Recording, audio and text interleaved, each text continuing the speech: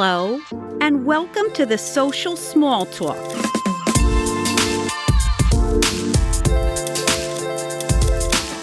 Hey everyone, this is Audra Brim, and I am so excited that you've joined me for this episode of the Social Small Talk. I'm the CEO and founder of Brim Media, and I have dedicated my professional life to helping the beauty industry navigate the digital space. I believe that everyone can succeed if we learn from each other. That's why I'm here bringing ideas and information that can help you navigate the noisy digital marketing space.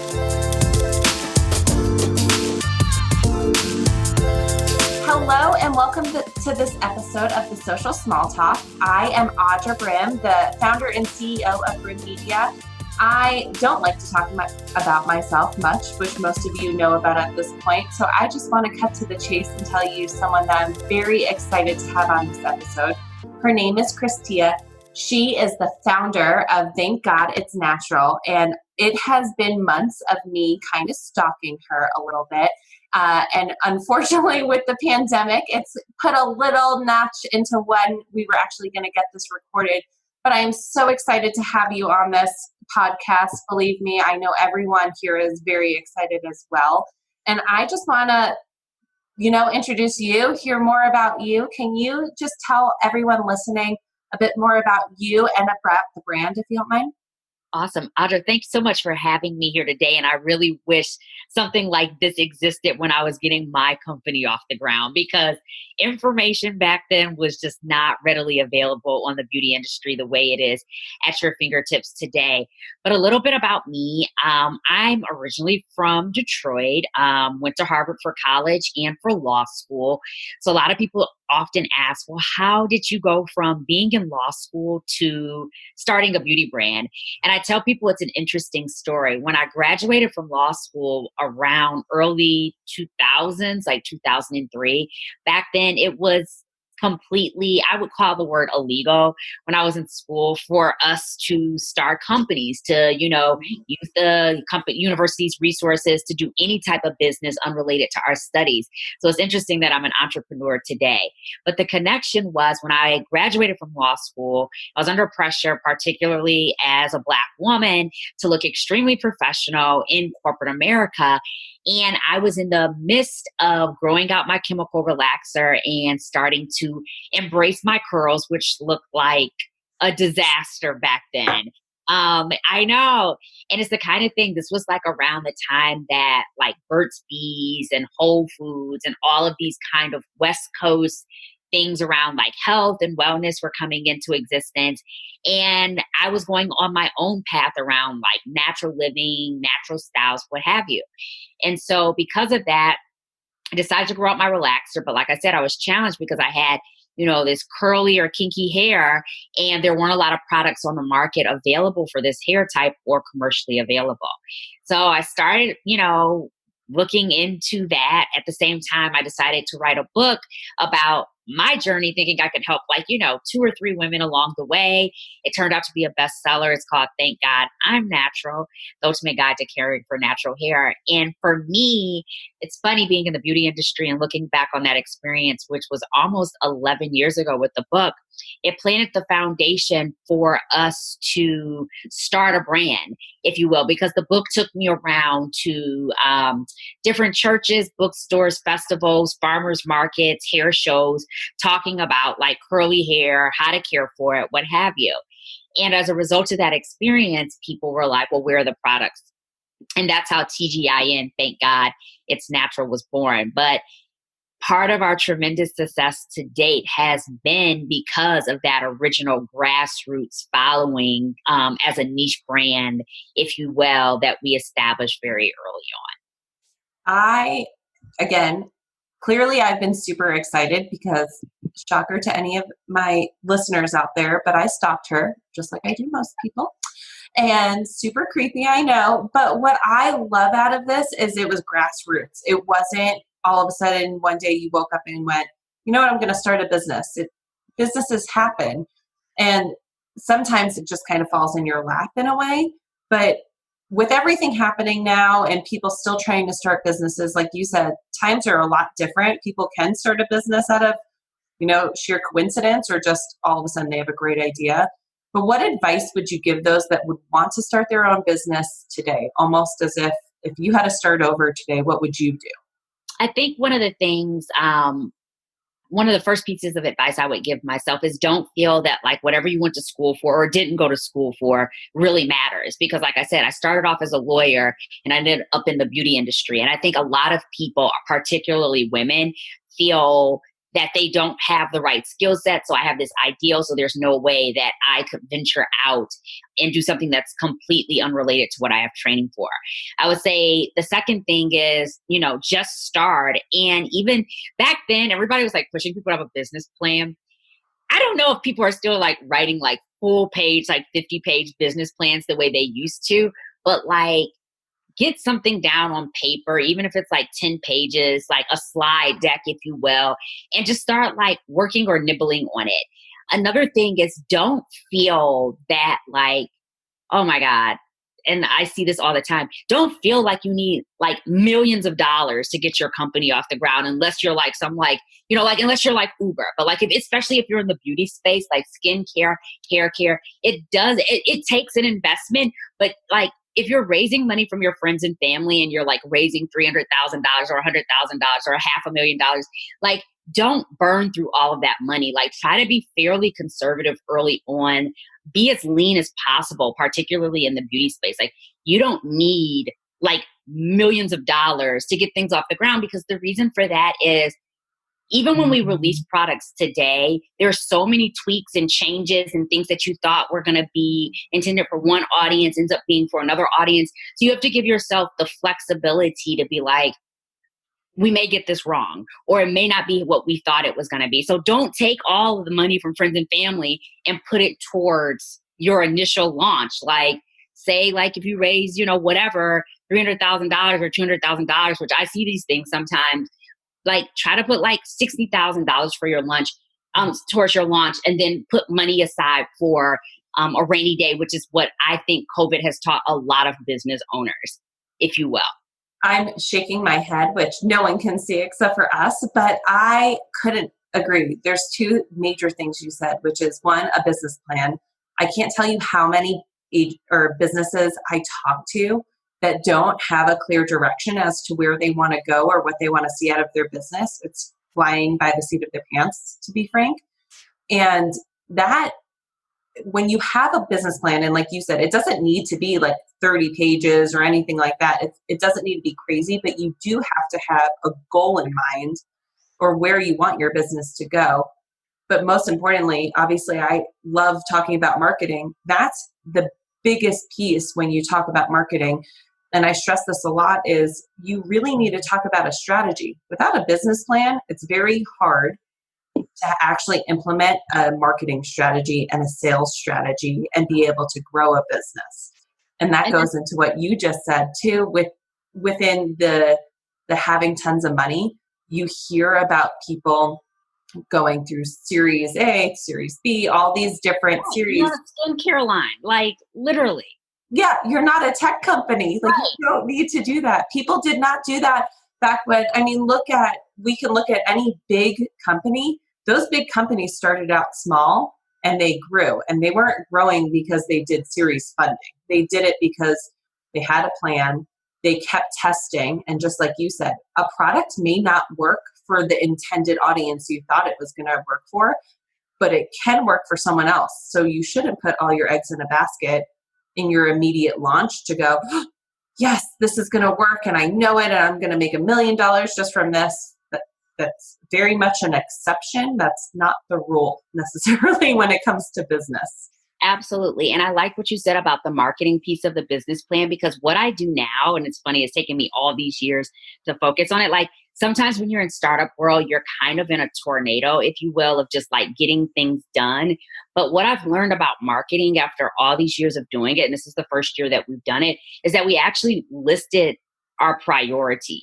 And now it's like, okay, there may be 10 things on the list, but only 5 things really matter. And some of those things can be like, on the list of your top 5 can be like influencers, digital advertising, email, and social. So then you look at everything else on the list and you're like, you can't do 10 things well. Like pick and order them and then say, these are the areas that we're going to focus on. But like I said, in those early stages, you're just getting stuff done, which is great. But like when you get to the point where you're like, you know, a marketing strategy is literally this little 4x6 sheet of paper that's on my desk right now with, here are the 10 things that we're going to do to raise awareness. And we're only going to focus on the top 5. So it's so true. And when you say have your top 10, top 5 key points for a year, we stress this so much because you cannot be good at everything.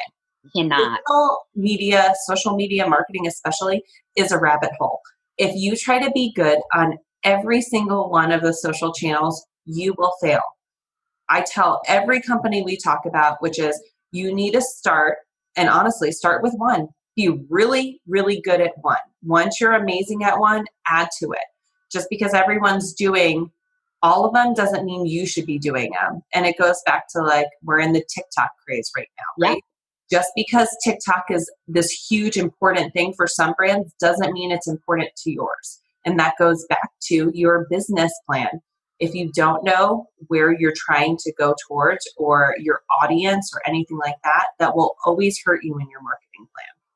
And one thing you said when you were talking about TikTok, that what we've seen where you're like, start with one, like over time, we've also learned that consistency is so important. So say we have like this huge following on Instagram and we have that is very engaged, but like Facebook, we may have the numbers, but people are not engaged. And so it's not the kind of thing where, well, we're like, well, let's do this over on Facebook. But if you're not going to be consistent over there, you might as well put that energy and come back to the place where like people love you, people are engaging with you, versus just like throwing random darts at the wall every once in a while. Like you said, on Facebook or doing TikTok, like you've got to be consistent for things to really be effective.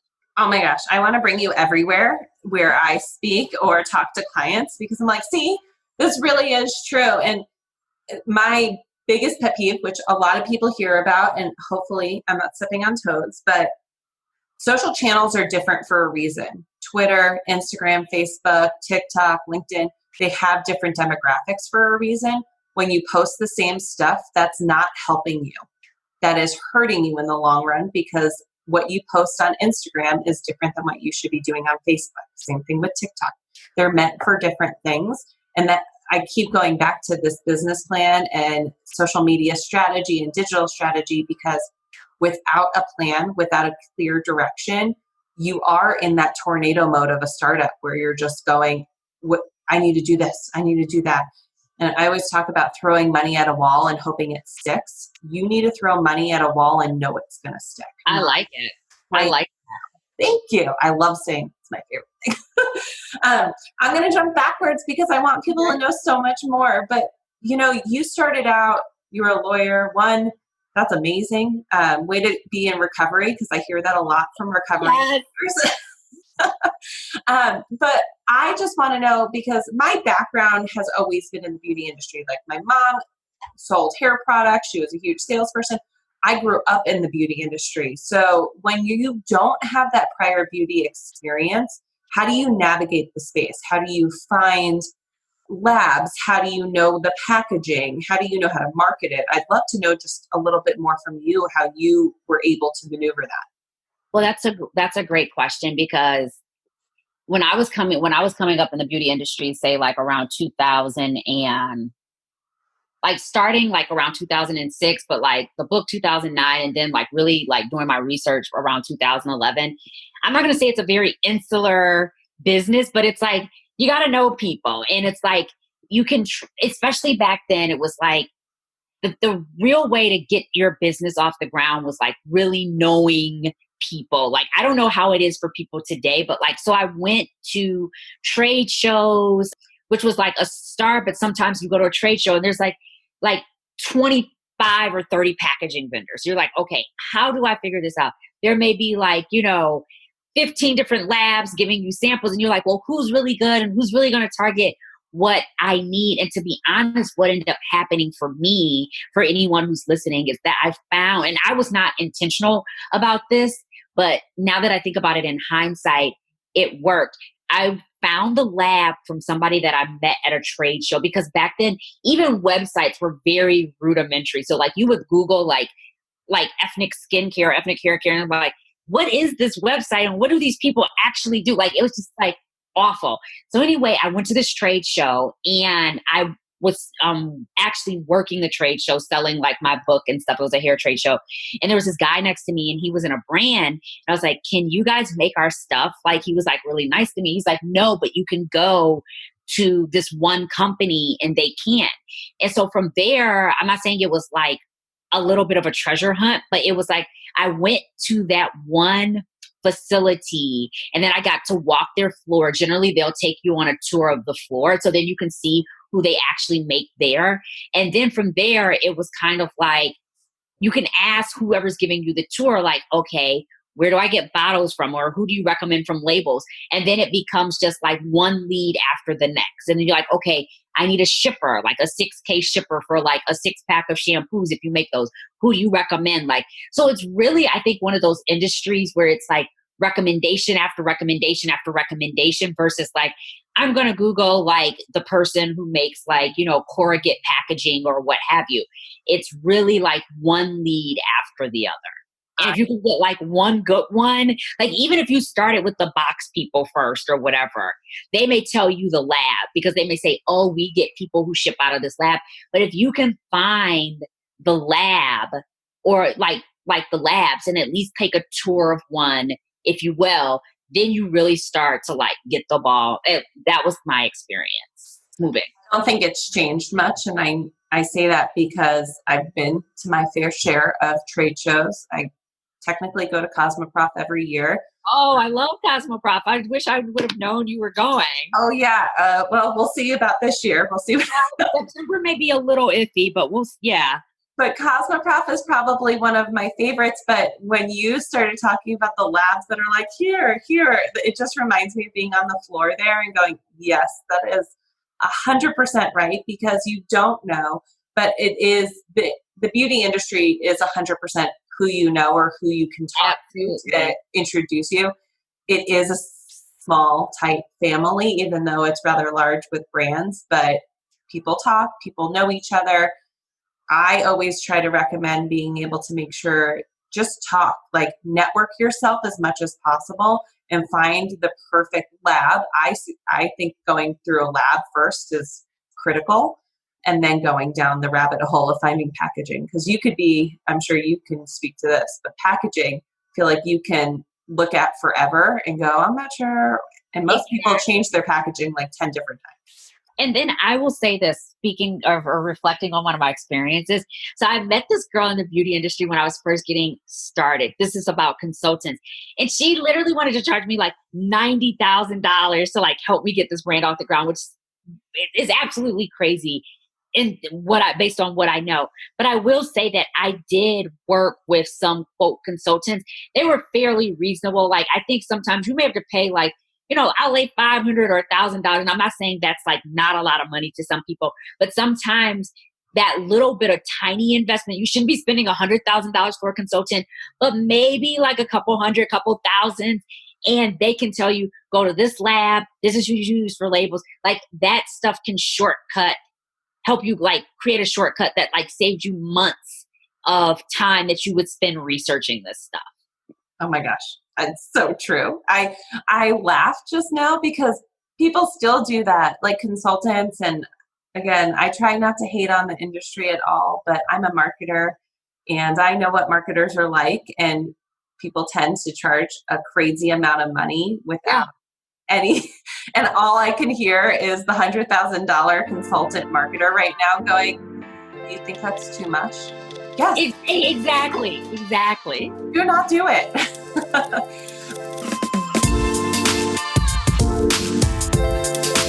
It's Audra Brim here, taking a quick break. Thanks again for listening. I just wanted to let you know about the offer Brim Media has put together called the 6-Month Strategy to Grow Your Business. This is your chance to have a tailor-made 6-month strategy to grow your business online. Think of us as your digital partner. We work with you to create a cost-effective success plan for your social media and digital marketing efforts. To learn more, go to www.brimmedia.com/6-month-custom-plan. I can't wait to hear from you, and we look forward to working together.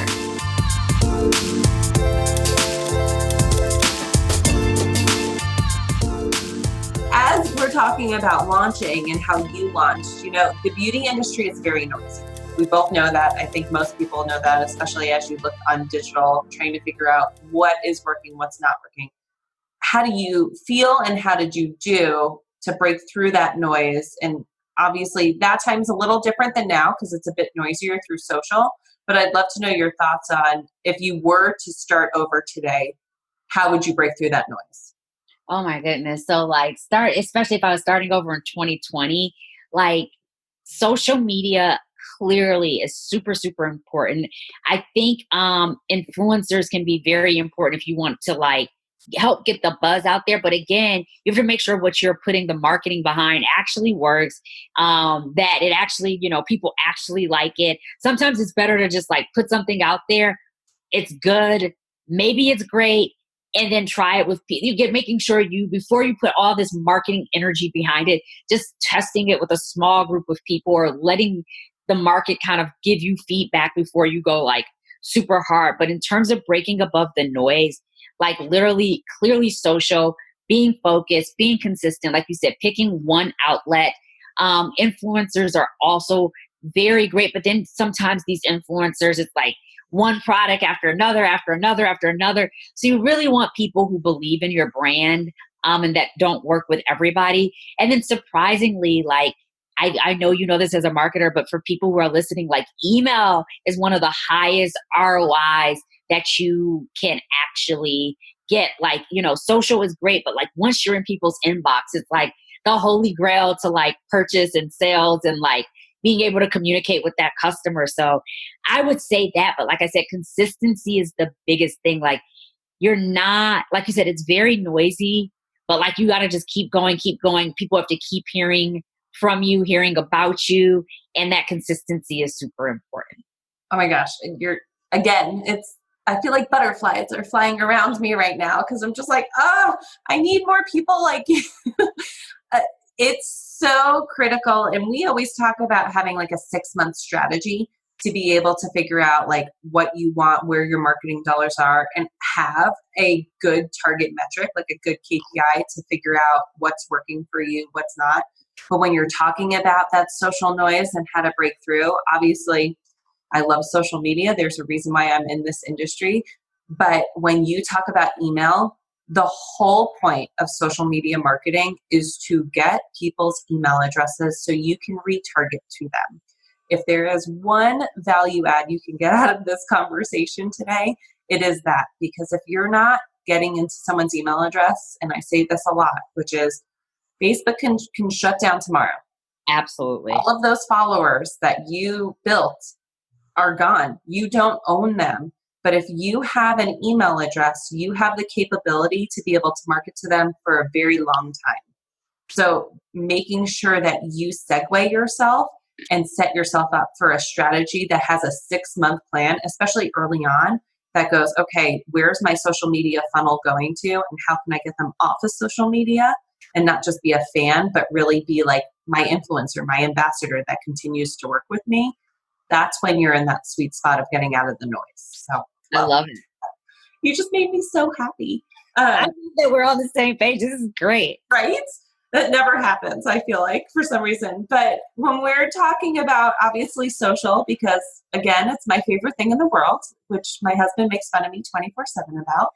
But when we're talking about Thank God It's Natural, you have such a great presence on social media. What do you think has led to that success? Because I really feel like you actually have what people envy right now, which is there is engagement. There are people that love the brand and want to shout it off the rooftop. I think it goes back to, I keep saying this, consistency. So say we've been on it. That Instagram is clearly our little home, if you will, our number one outlet. And we've been over there probably since 2014. And so that's 6 years being over there consistently. But beyond that, what we have found in 2020, if we're giving advice based on 2020, is video, video, video. And what we've learned is you can take one JPEG and explain what a product does. And it can be like this beautiful JPEG and it'll get like 65 likes or 300 likes. But you can take that same message and turn it into a 30-second or 40-second video that's not like super like slick or anything, just like, someone on the team saying what the product does. It'll get 10x the number of likes as a graphic. And so what we're finding is like video is amazing for communicating your message. And to be honest, what we have seen are the videos that we have done professionally that are super polished and beautiful do not get the same engagement as the ones where it's like, people, like, what I'm saying? Just like the everyday, this is what's going on at the office.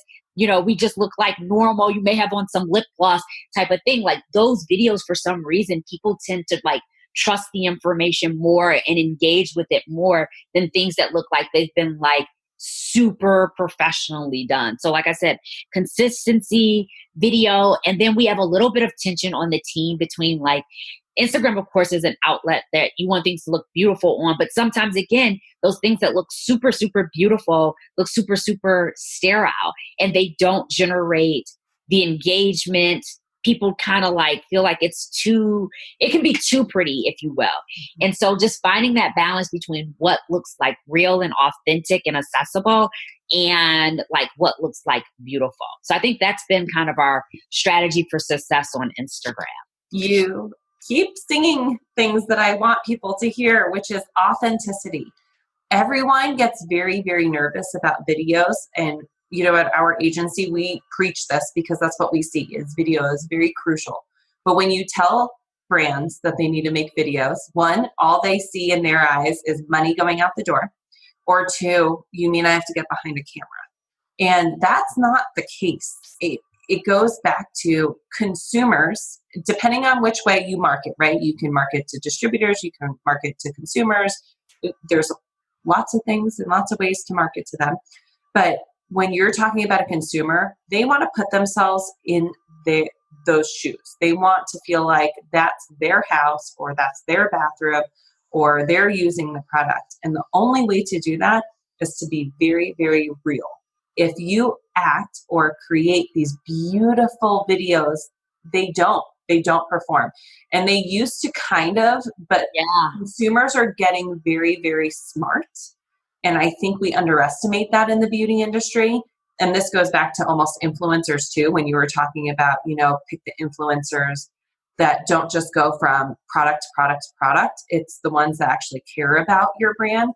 And it's because of that. Consumers understand that you're paying those influencers. So instead, you really want that person that really cares about your brand, that talks about it a lot more than just a one-off, like, here's my commercial pitch, because that's the last thing you want to become is the commercial pitch. So I can agree more. And one of the things I know people like your clients may feel like, oh, I have to get behind a camera. This is so exhausting. What I have found or what my team has found is like, if you're going to do it, do like 5 of them at a time. Like sometimes you can wear the same shirt in 2 videos or 3 videos and then just change the shirt for like 2 other videos. But like when you're in the mood, like just like knock out multiple videos at a time. And then you can just kind of sprinkle them out, over the course of a month or 45 days. But like, it's so like the engagement is off the charts. I just love it because I just told my team, and funny enough with the videos, I create for Brim Media, we'll do videos and I'll create like 5 in a day. And I have like a weird, like the old school wardrobe racks that I'll bring outfits to so I could do like quick changes because I know if I take too long, I'll get out of the moment of wanting to do them. But if I can get them done quickly, I feel great. And then it's like, all right, I'm done. Let's just get those out. I think that's the secret. Like when you see people like who are able to like consistently be up on whatever, show up on video. I don't think they're doing like 1 video. And I think you have to knock out 5 of them at a time, if you will. You know what I'm saying? Just to like, yeah. Yeah. And you don't have to change your outfits, change your earrings, put lipstick on. Exactly. Yeah. Exactly. As long as it looks like it's kind of a different day, it feels a little bit better. And most people won't even notice. It's usually in your head more than anyone else's. Oh, absolutely. Absolutely. It makes me, yeah. I'm laughing because I seriously just did this yesterday. That's why I'm like, oh yeah, there's my behind the scenes. What do you think is the most important thing about social media in the beauty industry? Like, again, we talk about consistency, but I do feel like in the beauty industry, people try to mimic what other people are doing. Like you're talking about with Instagram, always wanting to feel like it's beautiful. That is definitely changing in 2020 because people are realizing that's not what people care about. Consumers don't care about the beauty anymore. But what do you really feel like is the most important right now? I think right now it's like authenticity and community. Like these are not in the old days in marketing, like particularly for larger brands, these were your customers. In these times, like we think of them as like, this is our community. These are not just our fans. Like we're kind of like they're saying during this time, all in this together. And I think when you shift your focus from these are our customers to this is our community, it really shapes and changes your marketing strategy. So for instance, like when COVID hit and we were in the midst of like a product launch, and me and my director of marketing were kind of going back and forth over whether to launch this product like in March of 2020. And I was like, we're in a pandemic. Like right now is not the time to be talking about like, you know, our new rose water collection. Like, let's just wait to see, you know, when this thing clears or if it clears before we start focus on selling. And so one of the decisions we made is let's not sell during this time. Let's just like talk to people there on social. Let's talk about how we can help them to like, you know, have a better life while they're in quarantine. So whether that's like, let's have little cooking classes or talk about like mental health or talk about like, you know, yoga, meditation, what have you. Let's just focus on being a community and not focus on like pushing our product so hard. And it's crazy during a time where we took that position. It was like a record breaking month for us, like in the history of the company. And so that speaks to not only is beauty recession proof, but like literally sometimes if you treat your customers, like I said, like stop thinking of people as customers and start thinking of them as a community, like it actually has a greater ROI. It goes back to just have a heart. If you have a heart and care about people, we all have businesses for a reason and you started it for a reason. And obviously money is a big deal. But you still need to care about compassion, about people. And during times like the pandemic, like COVID, everything else happening, and people losing their jobs, when you actually reach out to them and act as though almost like they're family, these people should not just feel like they're a number on a book. They should feel like they are part of your community. They're part of something bigger. I think that's when brands are the most successful, especially when it comes to marketing, because it truly looks into what that company is doing. And I say that because everyone knows brands that have stepped up above and beyond during COVID. And then a lot of us know of the brands that have actually disappointed us. And I've heard more than ever that people will not go shopping at certain places or brands or go back to them because of the way they treated their customers or their employees or anything like that. Having a heart leads to more success than not having a heart. So I love that. You know, I know we keep talking about these unprecedented times, and I feel like that's a very overused word, and I keep using it. But, you know, you just said exactly what I wanted to hear, which is beauty is recession proof. I think we all got freaked out because everything was shutting down and we were almost just like, wait, we're in a recession proof industry. What do you mean? Like, this isn't recession proof. But what do you think brands should really be focusing on to help them out of this, to give them almost like that motivation, like we can do it? Well, it's funny. A lot of brands, especially when they're indie or at any stage, they're always like the holy grail is like, okay, I want to get into Target or I want to get into this big retailer. And I think one of the things that was important about, or what we took away from COVID and even like looking back on this conversation, is that community is so important. And what I mean by that is you want to focus on taking your community to your own website and owning that relationship. So many times people get in the beauty business and they're so amped on, I want to sell here and I want to sell here and I want to sell here. But all you're doing is pushing your community somewhere else and they're capturing that information. It's like you want to focus, to the extent that you can on doing business directly with your consumer, but also giving them other options of places to shop. But like we have started to focus on that more, even though we are kind of widely available. But like, again, if you stop thinking of people as customers and start thinking of them as your community, you want to be protective of your community. You've worked hard to build it. You've been consistent. You want their feedback when things go wrong. And I think that beauty brands should also be focused on like nurturing that relationship on their own kind of platforms, meaning their own selling platforms, their own e-commerce platforms. And then, like I said, as a alternative, thinking about sharing or encouraging them to go support their partners. Yeah, your margins are obviously higher when you sell on your own e-commerce site than if you start going to other places.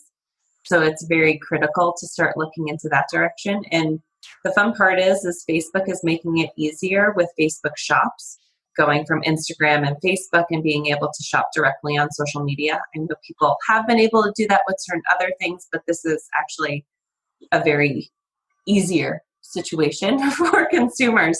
So it's funny that you can be able to really focus on a certain part of your business and create that community. And I absolutely love it. I always go back to what you said in the beginning, which is making sure that business plan, that strategy, that you have 5 bullet points, 10 bullet points in a year that you want to successfully build up to. And no matter whatever happens throughout the year, at least having an eye on a prize will help you focus, because I think anything can happen. Something else can happen tomorrow, but we can't predict that. But what you can help is be able to plan for future events, to be able to succeed in your business.